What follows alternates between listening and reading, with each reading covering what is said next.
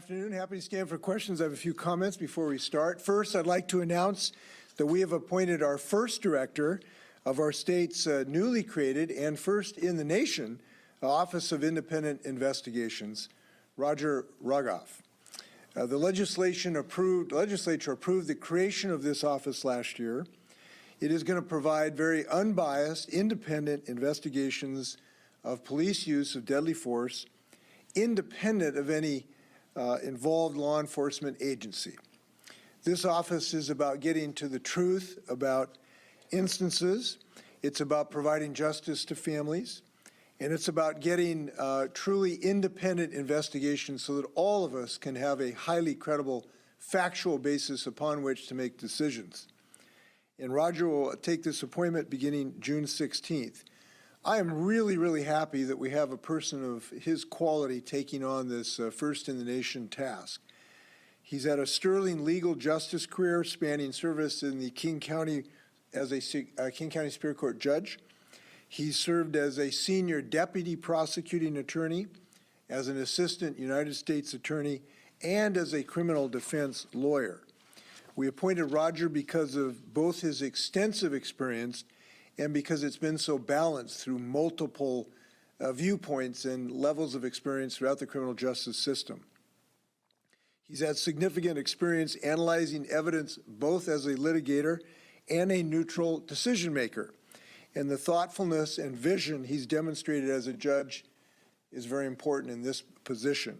So I appreciate the efforts of the OII Advisory Board in assisting us in the search for this director, and the recommendation was critical in this process.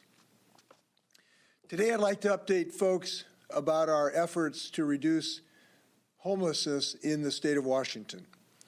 And I am very pleased to say that we have a new, much more aggressive approach to have rapid supportive housing to reduce the number of people living in squalor on our public spaces. All of our communities have grappled with the colliding forces of COVID-19, the dramatic shortage of housing in our state, and a homelessness system that up till now has not been designed to act quickly to get rapid results against homelessness. And the impact has been obvious across our state. And I say across the state, I mean it's in every community in the state of Washington. Traditional housing and shelter options often have taken years, if not decades, to get done. We need shelter and housing options that can be available in weeks or months, not years or decades. And this is where we have good news. As part of the historic investments that the legislature is making on housing in general, they've approved an all-new approach that allows us to scale up our efforts much more quickly, backed with hundreds of millions of dollars for rapid capital acquisition to meet the crisis at hand. And I'm extremely pleased that the legislature joined me in making sure that we have rapid supportive housing so we can get people off of our right-of-ways, out of our parks, out of squalor, provide them supportive services and into shelter on a quick order. And we have the now capacity to do that. The Rapid Capital Acquisition Program is our state's first program to help local entities quickly purchase properties, such as hotels and apartments buildings, and turn them into shelter or housing. And importantly, legislators have approved funding to quickly build thousands of new units. And these rapid acquisition funds are already making a difference. Our State Department of Commerce, which is administering the funds, has already allocated initial grants for projects in 12 counties and cities. As of today, just 1 year after the launch, about 13 facilities have been built, which puts into operation a capacity to serve over 650 residents. These are in addition to the similar facilities being built by local governments across the state. And I visited them across the state, from the True Hope Village in Seattle to the Skagit First Step Center in Burlington. These projects provide space for people where they can experience safety and stability, and importantly, access to services. And I've spoken to residents who are able to transition off the street into a tiny house village and have successfully moved into permanent housing. Now, I mentioned the tiny house village concept. It is one of the concepts that we have seen working big time across the state of Washington. They provide people privacy. They provide a roof and a shelter. They provide hygienic conditions, usually a place to cook, and places to store personal property. This, in addition to shelter, what we think of more traditional shelter space, when combined with supportive services, can have great impacts on people's lives and allow us to rapidly get people off of our right-of-ways into these shelter and housing facilities. So these successes really give me hope that we're going to see in the upcoming months progress. This program has also been able to acquire 412 permanent homes or apartments that will be paired with supportive services that are provided on site.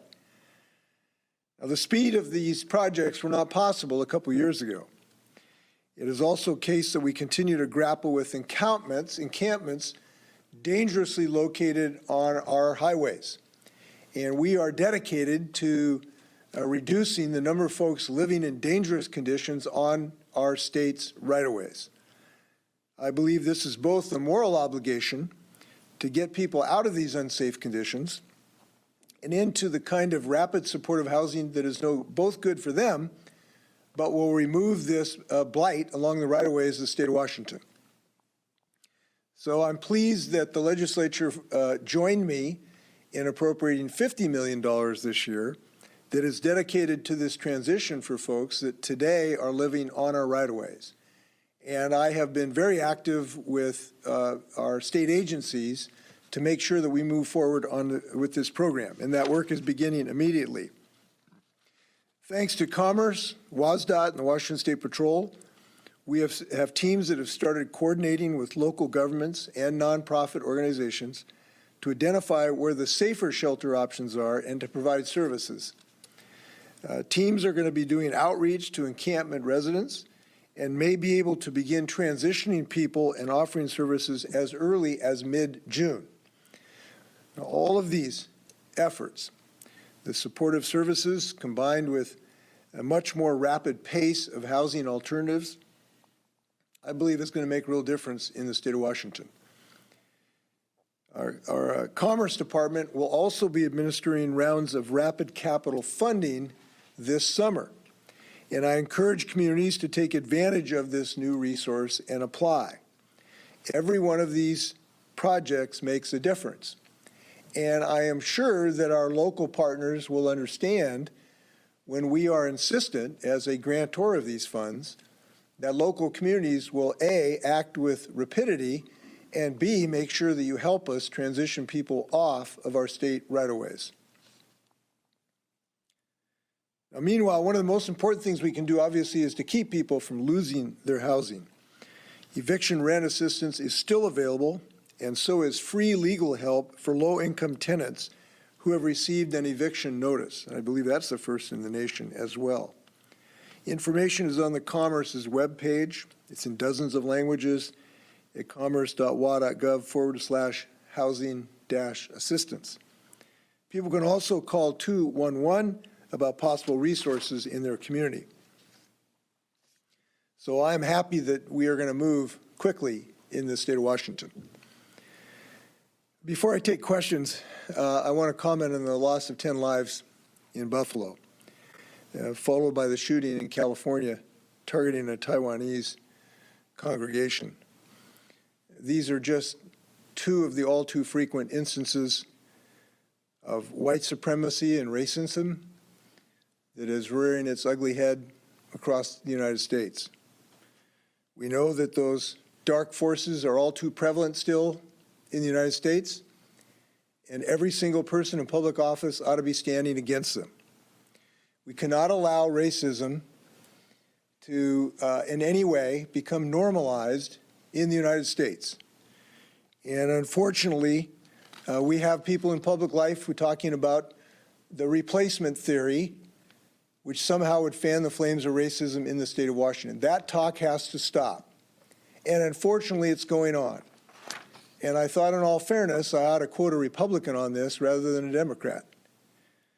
It was Liz Cheney, Congressman Liz Cheney, daughter of former Vice President Dick Cheney, and she said it better than I could. She said that she was criticizing her party's leadership, saying that they have enabled white nationalism, white supremacy, and anti-Semitism. History has taught us that what begins with words ends in worse. GOP leaders must renounce and reject these views and those who hold them. Now, those are tough, demanding words from Republican Congresswoman Liz Cheney, and I think we ought to listen to them. And we're calling on everybody in public life to speak against this creeping poison in our community. It started when somebody said Barack Obama was born in Kenya, and it continues to Buffalo. And I hope people will speak up. I'd like to just finish by quoting Martin Luther King, who said, "Darkness cannot drive out darkness, only light can do that." I believe that's true. I think it's a moment to follow Dr. King. With that, happy to stand for your questions. Governor, you gave examples of units built in the past year on homelessness, but are there specific goals that you want met on additional units or shelter space based on the new money that was allocated this year? And what do you think counties should do in those cases where people in encampments may decline shelter that is offered? Well, our goal is to make sure every single dollar that's been appropriated is spent on how we want it spent, which is on rapid supportive housing. And that means it needs to provide rapid housing, not plans for 10-year projects. And that means tiny home villages. Some people have said that tiny home villages aren't, a 100-year foundational support, but they get people out of the rain, they provide them privacy, and they work. And so I've seen this across the state of Washington, and we're going to be quite insistent with our grantees that people follow this kind of rapid model as one of the possible solutions. Shelters also are important, even in congregate settings. And many people don't like that, but we have to get people out of the rain. We have to look at the purchase of hotels and apartments as a potential option. I guess what I'm saying is we have to make sure it is rapid no matter which of these systems work in a particular circumstance, and we will have a mix of all of them. But all of them also have to provide supportive services for people. For those with mental health challenges, we need to provide them with mental health support to help them during this transition. It is a transition for people off the streets back into housing, and they need support. So we will be insistent that they get that support in that provision. As for those who won't go, they will simply have to comply with the law, which is they'll need to go. And we will have on our teams, on our state right-of-ways, the Department of Transportation will work to prioritize where this work is done. The Department of Commerce will work with local communities to make sure that those options are available to people. The Washington State Patrol will provide whatever law enforcement is necessary to make sure people comply with the law. And if we provide this housing options for them, there's no reason that people should not avail themselves of it. On another topic, a few weeks ago you said the state would work to ensure abortion access in anticipation of whatever ruling comes out of the court. Have you had discussions with leaders in other states about coordinating policies or response, and can you talk specifically to any actions that you're prepared to take immediately upon a ruling? Well, I haven't talked to other governors about this. I suspect I will. I'm actually going to be with some Democratic governors the next few days. But we've already taken action because we have already passed a law in the last session that would make it clear that we will not allow our citizens to be somehow prosecuted, in other states, to the extent we can prevent that. We also, to some degree, improve the appropriation for Planned Parenthood because we know there will be increased services demanded, folks coming over from Idaho and the like. So if there is additional support to make those services available, it's something that we will consider. And there is a possibility of a constitutional amendment so that this would prevent the Republican Party, should they ever control the legislature and the governor's office, from taking away a woman's right of choice. And the reason I bring this up is I think there's a huge misunderstanding of the reality of this situation. It is clear, it is very unfortunate, but it is clear that the Republican Party is intent in taking away a woman's right of choice. They have made this clear. They have introduced over 40 bills to restrict a woman's right of choice in the last several years in the Washington State Legislature. All of their major office holders that they've nominated have dedicated themselves to this. Their presidential nominee certainly is. In Congress, Mitch McConnell made it clear that this even could be a national law to try to outlaw abortion. And I think people in Washington have been lulled into a false sense of security because we've had a Democratic majority for some period of time. But 2 nanoseconds, if the Republicans are in the majority in our legislature, it is abundantly clear that they will move to take away a woman's right of choice. I think that is clear. And people need to be aware of that risk exists. That's why a constitutional amendment would be wise. Now, can we pass that right now? Probably not, because it requires a supermajority and would require Republican support. But one way or another, we have to be very vigilant in preventing the Republican taking away the right of choice in this state. Governor, if I go back to the housing issue, you had said that in clearing the right-of-ways, that they will simply have to comply with the law. And you said if we provide the option of shelter, there's no reason they shouldn't take it. Last night, the city of Edmonds passed a law that essentially says if we provide this option and you don't take it, you'll be subject to a fine and possible arrest. Is that an approach you would support for those who don't take the option that is offered? Well, if you're pitching a tent on the shoulder of I-5, you're going to, and we provide shelter with supportive services, then you will need to move. And there's just no question about that. And this is, you just have to follow the law. You can't be continuing to create these safety hazards on our right-of-ways. And these are safety hazards. I'm sorry? Within cities, would you support them, individuals who reject going to available shelter and want to remain unsheltered, subject them to fines and arrest? Well, I suppose to someone, you mentioned Edmonds, I just think of that roundabout in the middle of downtown. If somebody pitches a tent in the middle of that roundabout, one way or another, they're going to have to not pitch the tent in the middle of the road. And so there's got to be some way to prevent that. But that has to be coupled with a meaningful alternative for shelter. And that is made clear by a constitutional ruling by a federal court and our sense of compassion. And that's why I'm glad that we have won, almost $800 million, well, actually over $800 million this year to invest to be able to provide those alternatives for people. But for some degree, people have to some degree, be cooperative for this effort, and we'll help.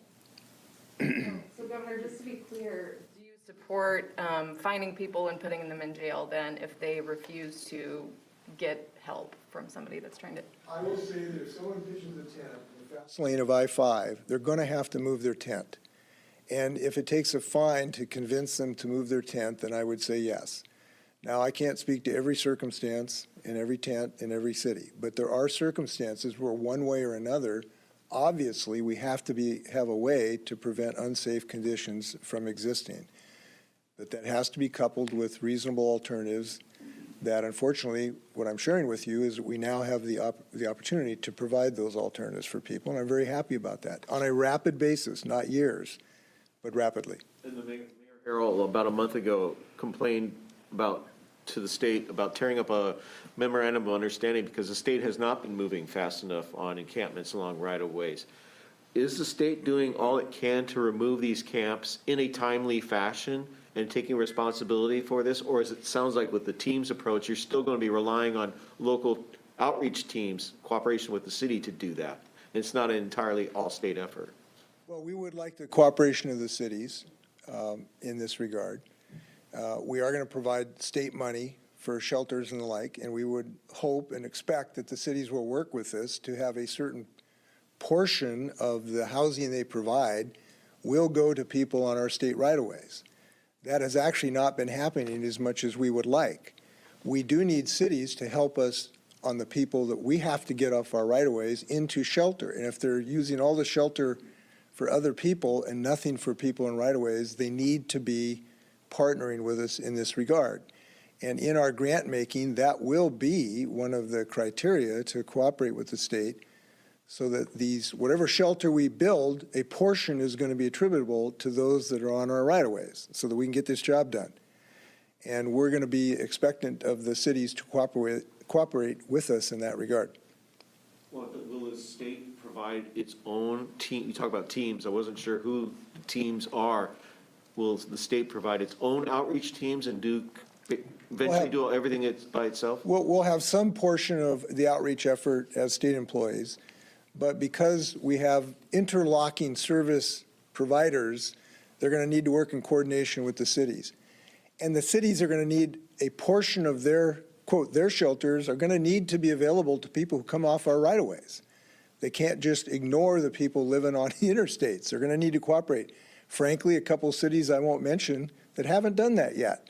So we're going to need some more cooperation from the cities as well.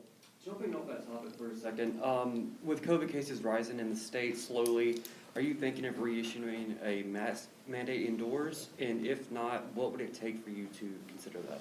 So that's not under consideration right now.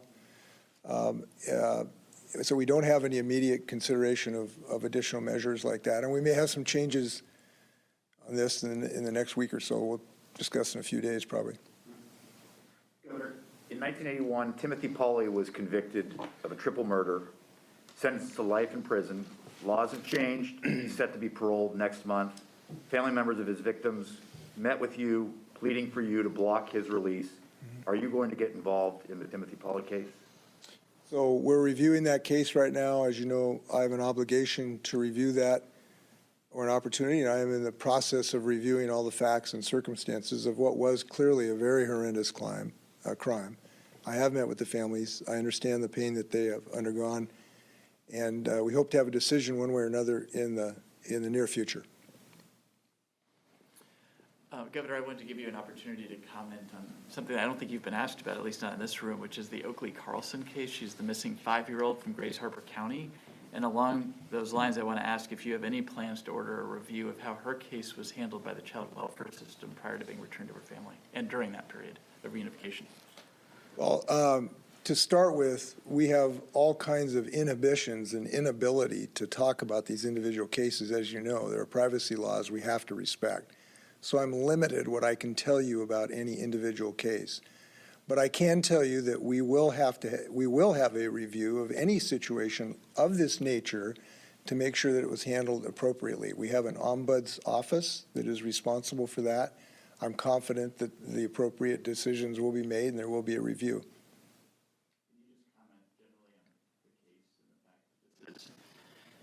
Become an international news story. She's 5 years old, missing, hasn't been found. No one's I can been comment heard. as a Yeah. father of 3 and a grandfather of 4 that the heartache is beyond understanding. And I know all of us want to pitch in to help. State departments are still a shortage of employees. What metric would convince you to lift the vaccine mandate for state employees? Well, as I said, we may make some changes in the near future involving some contractors, frankly, and we're looking at that issue right now. But it's not so much a metric, it's the nature of the disease. We don't want our state employees going to the hospital or dying for several reasons. One, we care about them, and they do die if they don't get a vaccine. I've gone to funerals of state employees whose children have wept thinking about their parents who left us because they didn't get the vaccine. That is heartbreaking to me as a governor and should be to everyone.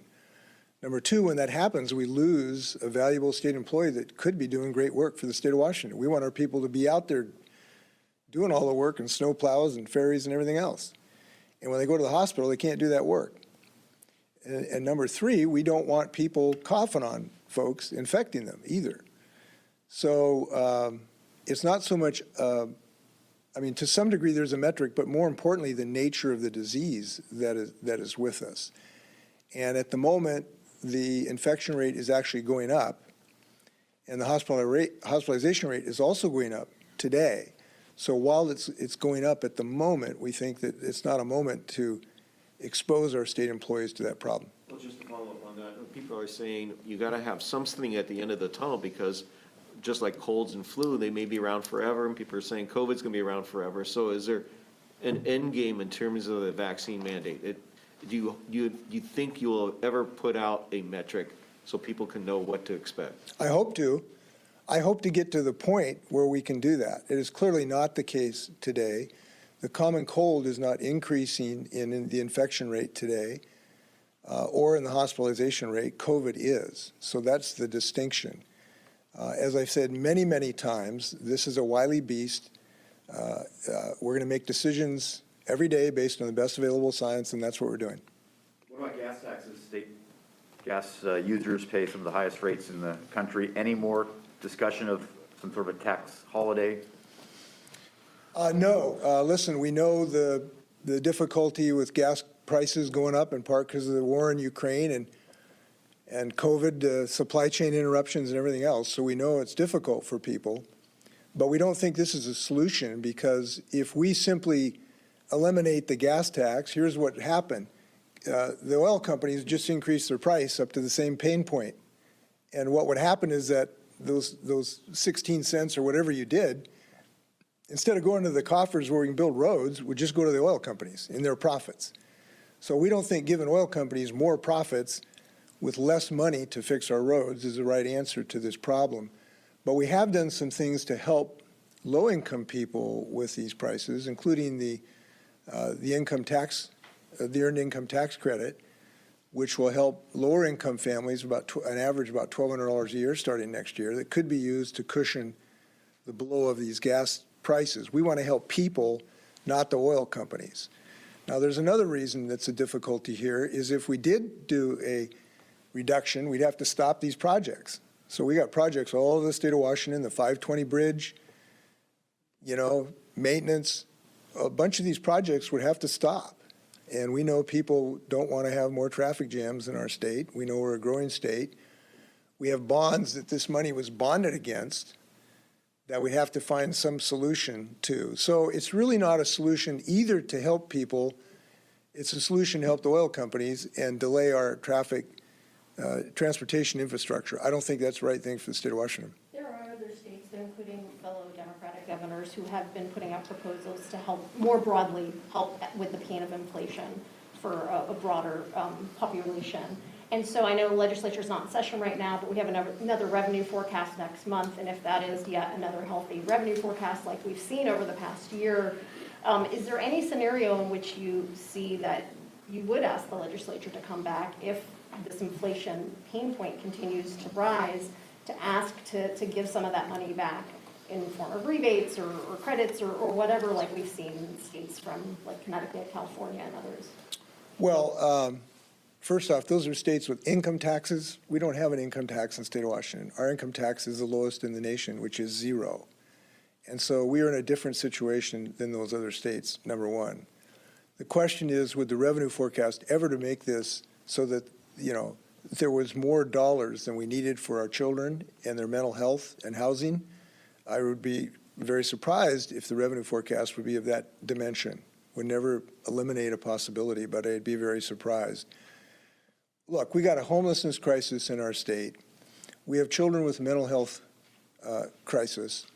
We have transportation projects that have to get done that we can't just stop in the middle of the project. And if you did a gas tax reduction right now, all of those things would be jeopardized. We would not be able to do the rapid supportive housing. We would not be able to provide for the mental health that we did to the tune of almost $1 billion for our children in school. And we would not be able to finish these projects right now that are halfway through completion. And so I don't think that's an answer when all that money would just go to the oil companies. It's not going to go into our pockets. They will just turn around and increase their prices. They know where the pain point is. They know how far they can raise the price and still have us buy gas, and they will raise that cost to that point, which is where it is right now. And the difference that you reduce it in the tax would simply be a transfer from the state coffers to the oil companies. That's, like, I understand Republicans like oil companies, but to me that's carrying it too far in my book. Regarding COVID, So gas prices are over $5 a gallon, and it looks like the hospitalization rate is bumping up against what's been your key metric, which is 5 per 100,000. And so if not another mask mandate, are you considering, for instance, a halt again on elective procedures or any other steps to address overcrowded hospitals? So not at the moment. So our best projections of where we're going on this pandemic is that at the moment, we do not see it getting into that zone where our hospitals cannot function, at the moment. Could that change? As I've said for 2 years now, anything is possible. But at the moment, we do not foresee that happening. We see a steady course. What are you hearing in terms of the longer-term projections? I keep seeing the numbers going up here and across the country. Are you seeing anything that suggests a peak and a decline in the foreseeable future? Well, it depends on what area you're looking at, but there are a lot of countries that have experienced an increase, as we are now seeing, and then a decrease at a little later date in the current variant. So there are some epidemiological projections to suggest that we will have a plateau sometime in the relatively near future. There's one from the IH, whatever it is, out there, and our health department believes right now would not be a moment to reinstate those measures. With money, federal money running out or stalled right now on COVID preparations and continuations, is the state in a position to be able to step in with the allocation that was made in the current budget to help kind of to continue the work that's been done on ensuring that people are getting boosters if they want them testing and whatnot?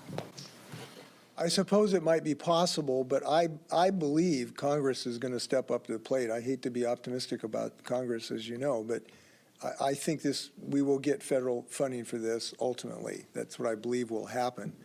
Since you bring up vaccines, though, listen, I really hope people are getting boosted. It is one of the things that still is an exposure to people, because folks who got one shot, a year ago, a lot of that immunity has worn off. And we really encourage people to consider getting the booster shot to bring back that immunity. This particular variant may be less lethal, but it certainly has hospitalization potential and long COVID, which causes all kinds of grief for people. So we hope folks will continue to get boosters to really preserve their health. Governor, I noticed that since the session ended, you've been continuing to raise money for your campaign. So I guess, are you running for re-election in 2024? Well, we've been meaning to mention that to you, Jerry. I don't see you on my report yet, so we're a little disappointed by that. But in any event, just kidding. Look, I'm fully engaged in this job. I've not given thought to that issue. Although we've considered using it for strategic purposes, which is if people don't pass my bills, I'll threaten to run for a fourth term. How that could be a useful strategy. Okay? Thank you very much. Go Storm. Go Kraken. See you.